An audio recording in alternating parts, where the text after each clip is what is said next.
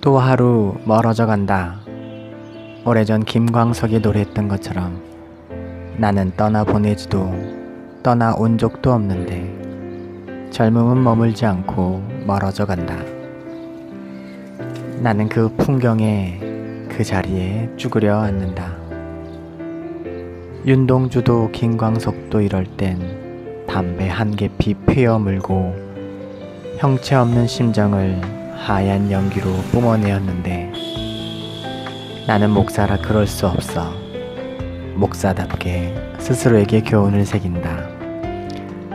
여기에서 멀어졌으니 어딘가에 더 가까워졌겠지. 기차가 이 역에서 다음 역으로 멀어지지만 가까워져 가는 것처럼 내 삶도 이상에서 멀어지는 것만큼 오는 세상에 가까워져 있다고. 좋아, 자연스러웠어. 나는 고개를 한번 끄덕이고 쭈그린 발을 편다. 삐그덕 다리가 저려온다. 확실히 멀어지긴 멀어졌다. 안녕하세요. 인도 현지에서 여러분에게 성경을 읽어드리는 백환승 목사입니다.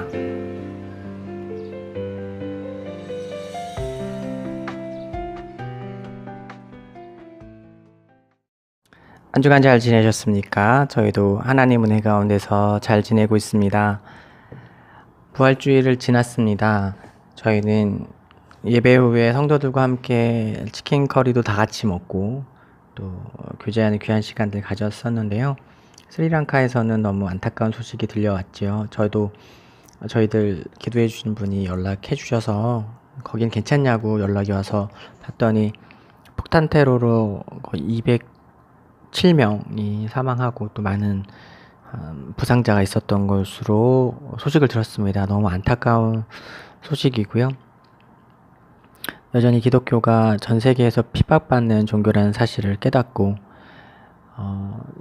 이 시대에 한국에서 한국인으로 하나님을 믿을 수 있다는 것이 얼마나 큰 축복인지 다시 한번 좀 깨닫게 됩니다. 물론 저는 인도에 있지만 그럼에도 불구하고 제가 한국에서 신앙생활을 할 수 있었고 목사 안수를 받았고 믿음의 선배들이 하나님 앞에서 순종함으로 터전을 갖고 닦은 열매를 먹고 자란 세대가 되어서 이렇게 하나님의 은혜를 누리고 복을 누리며 사는구나 하는 것들을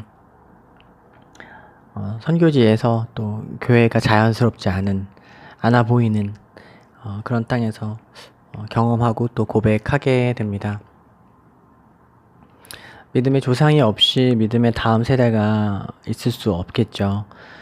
이곳 가운데서도 정말 대단한 믿음의 조상들이, 신실한 믿음의 조상들이 일어나기를 소망하고 그것을 통해서 인도 땅 비하르에서도 다음 세대 혹은 그 다음 세대의 신앙을 가지는 사람들이 하나님으로부터 오는 놀라운 축복을 누리며 살아가기를, 그런 날이 있기를 또 간절히 소망하는 마음이 생기게 됩니다. 또 그것을 위해서 아주 미미하지만 섬김의 자리로 부르심 받아 섬길 수 있다는 것이 참 감사하고 귀하다고 또 느끼게 됩니다. 네, 오늘 말씀을 보겠습니다. 창세기 47장인데요. 주된 내용은 야곱의 가정이 이집트로 전부 다 들어오게 됐고, 그래서 그 첫 시작에 파라오와 형제들이 만나고 또한 아버지 야곱이 파라오를 만나 축복하는 장면입니다. 이거 아주 독특한 장면인데요.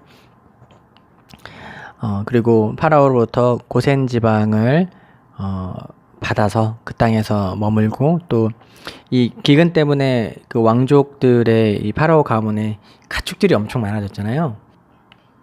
사람들이 처음엔 돈으로 음식을 사다가 그 다음엔 안 되니까 가축들을 팔았단 말이죠. 어마어마한 가축들이 생겨난 것들을 다 관리할 수 있도록 이집트에서 할 일을 찾게 되었고요. 그 이후에는 기근이 계속 되어지면서 사람들이 이제 가축까지 다 팔아먹고 이제는 급기야 자신의 자유와 땅까지도 다 팔아서 완벽하게 파라오의 그 백성이 되는, 경제적으로도 완전히 이제 자유가 없는 그런 존재가 되는 그런 장면들이 47장에 나옵니다. 말씀을 통해서 많은 것들을 비춰볼 수 있지만 저는 오늘 말씀을 보면서 영화 불안당이 생각이 났어요. 영화 보신 분도 계시고 안 보신 분도 계실 텐데요. 안 보신 분이 훨씬 많을 겁니다. 영화가 망했거든요. 흥행에 실패했습니다. 이게 영화 잘 만들었는데요.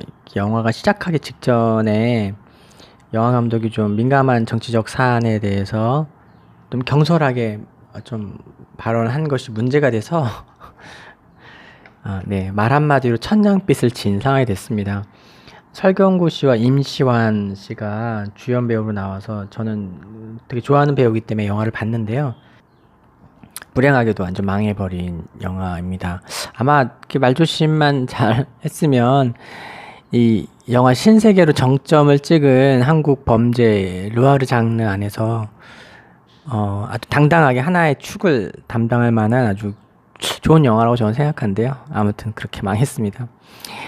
제가 왜 이 불안당 내용이 생각이 났냐면요. 이 영화가 요즘 말로 이제 밀당, 이렇게 줄다리기를 하는 영화예요. 줄다리기를 한다는 얘기는 무엇이냐면 이 범죄 조직을 완전히 이제 일망타진하기 위해서 경찰에서 그 형사를 이렇게 잠입시키는 내용입니다. 임시완 씨가 조현수로 연기를 하는데요. 그런데 조직폭력배 그 조직의 잠입한 형사가 이 경찰과 그 폭력 조직 사이에서 이제 갈등하는 내용이에요. 그러니까 자기가 정체성이 혼란을 겪는 거죠. 내가 어디에 속해 있는가. 왜냐면 왜 그렇게 됐냐면 이제 조직폭력배 2인자 한재호라는 사람에게 이제 조현수가 이제 접근을 해서 그의 오른팔격이 되거든요. 그러면서 그 조직에 깊숙이 파고 들어가게 되는데 그 과정 가운데서 이 한재호라는 사람이 너무나 인간적이고 좋은 거예요. 그리고 자신이 속해 있는 경찰 조직이 너무 매몰차고 또 뭐랄까요, 냉정한 거예요. 심지어 이제 어머니가 돌아가셨을 때도 이렇게 장례를 치를 수 있게 해달라고 요청을 하지만 그래서 들어주지 않습니다. 그에 반대로 조직폭력배의 한재호는 그 경찰서장 그 구치소 소장을 구워 삼면서 휴가를 나갈 수 있도록 그가 해주고 또 어머니의 장례 모든 절차를 자기가 비용을 대는 거죠. 이제 그 사이에서 이 마음이 왔다 갔다 하게 되는 것입니다. 그리고 그 이면에는 이 영화의 스포일러가 되지만 한재호가 이 조현수라는 자기에게 접근해 오는 사람의 신분을 알게 돼요. 얘가 경찰인데 나를 이제 속이려고 들어왔구나. 나를 통해서 조직을 일망타진하러 왔구나라는 것을 알게 되는데, 그런데 이미 이 폭력배 2인자 한재호는 조현수가 너무 좋은 거예요. 얘가 너무 마음에 드는 거예요. 그래서 아주 나오는 말이 뭐냐면 내가 한번 감아볼게. 우리 쪽으로 감아볼게 라고 이야기합니다. 그 옆에 있던 그 폭력배 조직의 친구는 아니 경찰을 어떻게 감아 하면서 이렇게 말리는데 이 한재호는 어떻게 해서든 이 조현수라는 이 경찰을 자기 편으로 감아내는데 성공하게 됩니다. 근데 이제 영화에서는 그 정확한 정보를 주지 않고 이 잠입한 경찰이 완전히 폭력 조직배의 편이 되었는지 여전히 경찰의 편에 서 있는지를 이게 계속해서 헷갈리게 만들어요. 그것이 영화적 장치인데요. 거기에서 약간 스릴과 서스펜스가 발생하는 겁니다. 경계선에 서 있는 인물이 갈등하고 이렇게 고민하는 그런 장면, 그리고 어떤 사건들과 이야기가 전개될 때마다 이 잠입한 경찰 조현수가 어느 편이냐에 따라서 내용이 달라질 수 있잖아요. 그렇기 때문에 예측이 되지 않는 그런 아슬아슬한 재미를 이 영화가 선사합니다. 제가 왜 이 얘기가 생각이 났냐면요. 이 불안당의 이 줄거리가 생각이 났었냐면은, 지금 이 이야기 속에서도 오늘 그 창세기의 말씀 가운데서도 대제국 이집트로 요셉을 이렇게 감아내려고 하는 파라오와 그것을 눈치채고 이미 알고 있는 요셉이 모든 방법을 동원해서 자기 자신과 자기 가족이 이집트에 살지만 거기 안에 깊숙이 들어와 있지, 마치 경찰이 폭력 조직 한가운데 들어간 것처럼 들어가 있지만 자신의 정체성을 놓치지 않으려고 절대 방어, 철벽 방어를 하고 있는 장면들이 나오기 때문입니다. 사실 요셉에게 살아있는 가족이 밝혀진 순간부터 파라오는 요셉을 확실한 자기 사람으로 감아보려고 합니다. 아니, 그 이전부터 요셉이 너무 마음에 들었기 때문에 그런 방식을 취했었어요. 그래서 첫눈에 반해 자기 반지도 빼주고, 인장 반지죠. 인정도 해주고 이름도 바꿔주고, 이름을 바꾼다는 건 사실 정체성을 바꾼다는 거거든요. 요셉을 사분의 바네아라고 이름을 바꿨고요. 결혼까지 시켜줍니다. 그 유명한 제사장 가문의 사위로 삼는 것을 통해서 어떤 정치적으로 어떤 문제를 삼을 수 없는 방패막까지 마련해 주죠. 사실 그 조치로 말미암아 요셉은 완전히 이집트 사람, 파라오의 사람이 된 것처럼 보였어요. 적어도 그에게 가족이 있고 그의 가족 전체가 이집트로 오기 전까지는 말이죠. 파라오는 통이 큰 사람으로 보이고 그렇기 때문에 자기 사람을, 그 사람뿐만 아니라 그 가족까지 통째로 자기 안에 완전히 흡수시키려고 생각을 하고 있습니다. 그것이 당연한 사고방식인데요. 하지만 그 가운데서도 요셉은 자신의 영적인 정체성을 잊지 않았습니다. 그는 충성했지만 그것은 하나님께서 불러주신 그 자리, 부르심의 자리에 대한 충성이었고요. 아버지 야곱을 다시 만나고 그의 온 가족이 이집트로 오게 됐을 때 그는 다 알지 못하지만 하나님의 섭리가 작동하고 있는 것을 알았어요. 도대체 어떻게 내가 여기 오고 온 가족이 오게 됐을까? 약속의 땅을 떠나오게 됐을까? 하나님이 이 기근 가운데 우리를 구원해 주시려고 하는 것은 알겠지만 사실은 그냥 기근이 오지 않게 해도 되지 않을까? 뭐 여러 가지 생각이 있을 거 아니에요? 그러나 요셉은 다 이해하지 않았지만 무언가 하나님의 섭리가 작동하는데 그것은 선한 것이다라는 확신이 있었습니다. 어떻게 그게 그럴 수 있었냐면 그는 이미 삶으로 체득한 진리가 있었기 때문이죠. 그는 나보다 잘 아신다. 하나님은 나보다 더 잘 아신다. He knows me, he knows better than I. 그 노래도 있죠. 이집트 왕자 보면 하나님이 자기보다 더 잘 아신다는 걸 알았기 때문에 그 섭리를 신뢰했던 것이죠. 하지만 단순히 그것을 신뢰했다고 그냥 모든 것이 알아서 흘러가도록 캐싸라 이렇게 내버려 두진 않습니다. 자신이 그것 가운데 해야 될 일이 무엇인지 분명히 알고 있었습니다. 그것은 자신뿐만 아니라 가족 전체가 이집트에 잠시 살게 되지만 완전하게 그들에게 감겨서는 안 된다는 것, 섞여서는 안 된다는 것, 완전히 동화돼서는 안 된다는 것을 알았습니다. 이집트는 수많은 신을 섬겼고 파라오 역시 신입니다. 여호와 신앙은 그 중에 하나가 될 수는 있지만, 그러니까 one of them이 될 수 있지만 유일한 only one은 될 수 없다는 것을 너무 잘 알고 있었죠. 그렇기 때문에 요셉으로서는 이 우리 가족이 얼마나 오랜 기간을 이곳에서 머물고 있어야 되는지는 알 수 없지만 그 기간이 얼마나 됐든지 간에 철벽 방어로 우리 가족과 나 자신의 영적 정체성을 지켜야 한다는 생각을 아주 본능적으로 아주 초기 때부터 알고 있습니다. 요셉은 본능적으로 우리가 섞여서는 안 된다, 동화돼서는 안 된다, 완전히 감겨버려서는 안 된다고 생각하고요. 반복적으로 자신의 가계가 비천한 목축업을 하는 유목민인 것을 밝히게 됩니다. 이집트는 나일강의 범람으로 매해 비옥해지는 토지를 가진 농업국가였습니다. 농업국가 사람들에게 유목민들은 수가 틀리면 언제든지 비적대로 바뀌어 약탈과 폭력을 일삼을 수 있는 아주 상종몰탄 상놈들이었습니다.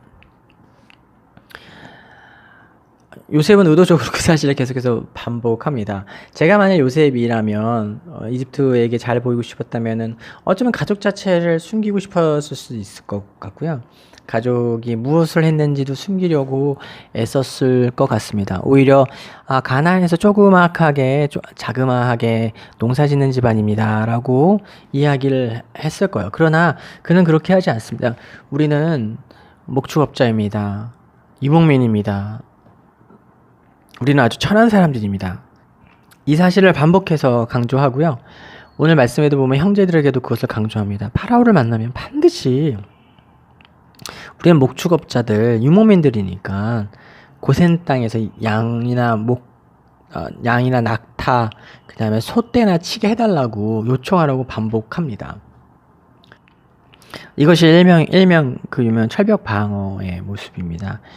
이집트의 파라오가 아무리 요셉과 그의 가정을 완전히 자기의 것으로 소화하고 감아내려고 하려고 해도 도저히 상종 못할 것들인 거예요. 요셉은 그렇게 철벽 방어를 합니다. 왜냐하면 요셉은 분명히 알았습니다. 언젠가 내가 떠나야 한다는 걸. 우리 가정이 다시 이곳에 잠시 머물다 가야 된다는 걸. 하나님이 약속하신 그 땅, 아브라함을 부르셨고 이삭을 부르셨고 자기 아버지를 부르신 그곳이 바로 축복의 땅 가나안이라는 것을 알았기 때문에 이곳이 영원히 머물 곳이 아니라는 것을 이집트의 총리이지만 요셉은 너무 잘 알고 있었습니다. 그런 면에서 오늘 말씀에 야곱이 요셉에게 당부하는 내용 또한 하나의 맥락 안에 있습니다. 야곱이 요셉을 불러서 뭐라고 당부를 합니까? 내가 죽거든 절대로 여기다 묻지 말고 우리 조상들이 묻어있는 그 묘실에 나를 묻어달라. 가나안으로 나를 데려가서 나의 사체를 데려가서 나를 거기에 매장해 달라라고 간곡하게 부탁하고 맹세시킵니다. 그 환도뼈 아래 손을 놓고 맹세하게 하는 그 맹세를 시키는데요.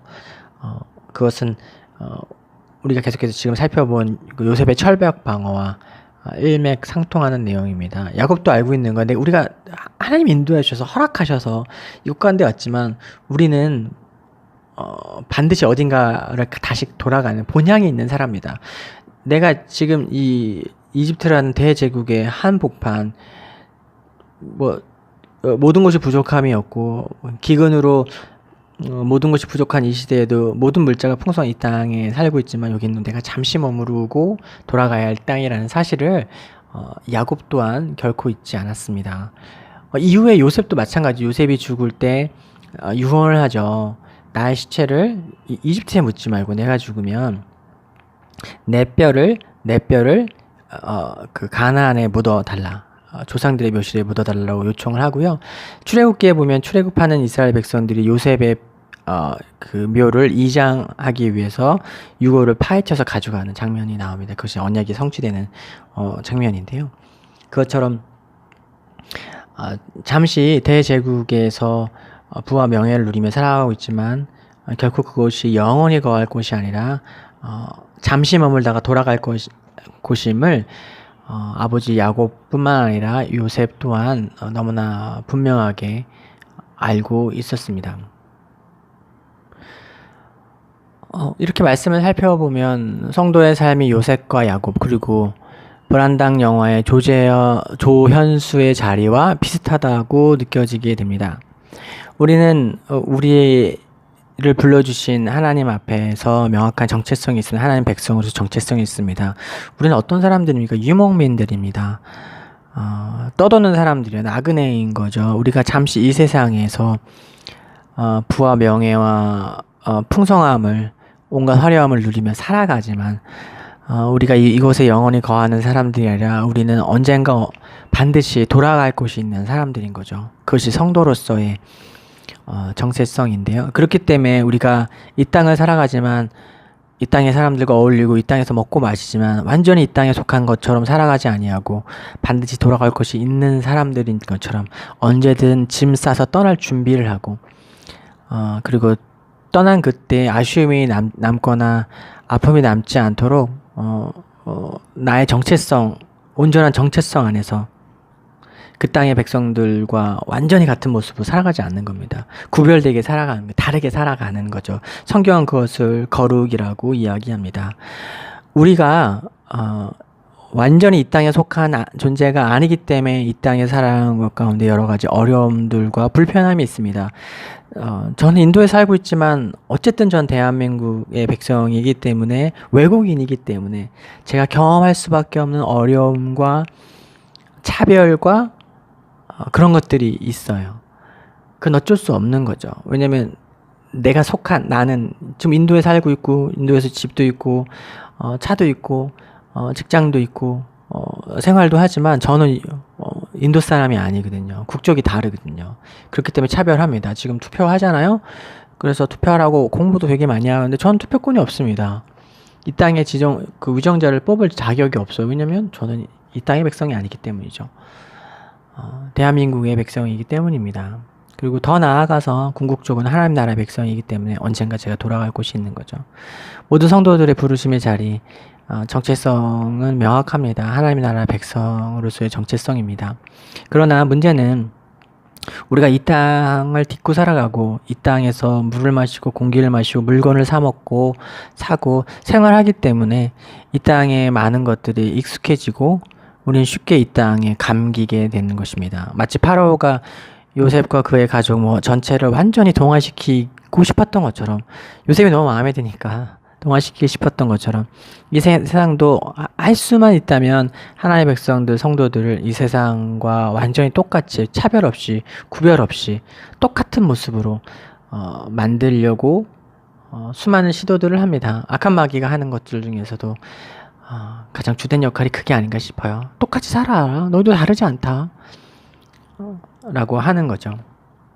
그러나 창세기 족보는 거룩한 하나님의 백성들이 자신들의 정체성을 잊고 세상 나라 백성들과 섞이는 것, 감겨버리는 것을 시작부터 계속해서 반대하고 있고 그것의 위험성을 이야기합니다.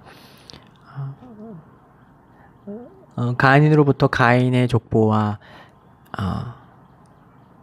하나님 나라의 족보, 아벨은 죽었지만 그를 잇는 셋의 족보, 거룩한 하나님의 백성과 가인의 족보를 쫓는 세상 나라 백성들의 두 족보가 창세기에는 나옵니다. 그리고 그 창세기 이야기는 그 두 족보가 각각으로 분리되어 있을 때, 즉 하나님의 거룩한 백성들이 거룩함을 지키고 세상 나라에 섞이지 않았을 때 아무런 문제가 없지만 그들이 섞이기 시작했을 때 하나님의 아들들이 세상의 딸들을 좋아해서 임의로 결혼하기 시작했을 때 세상에는 문제가 생겨나기 시작했습니다. 하나님의 심판이 임하기 시작했습니다.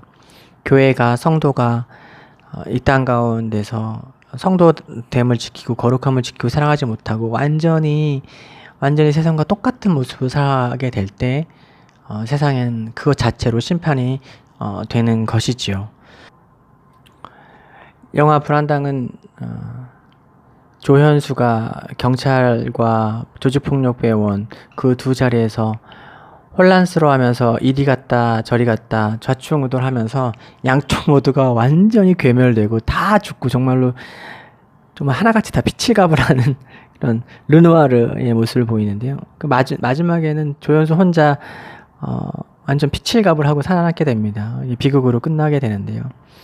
하나님의 백성이 제가 하나님의 백성으로 살아가지 못하고 좌우를 기웃거리면서 세상과 구별 없는 모습, 세상의 유혹과 똑같이 살아도 된다라는 그 유혹에 빠져 그렇게 살아가게 됐을 때 비극으로 끝나게 되는 것입니다. 성도들은 철벽 방어하는 사람들입니다. 세상과 파라오의 이 모든 시도에 요셉과 야곱처럼 철벽 방어에 성공하는 우리가 되어야 됩니다.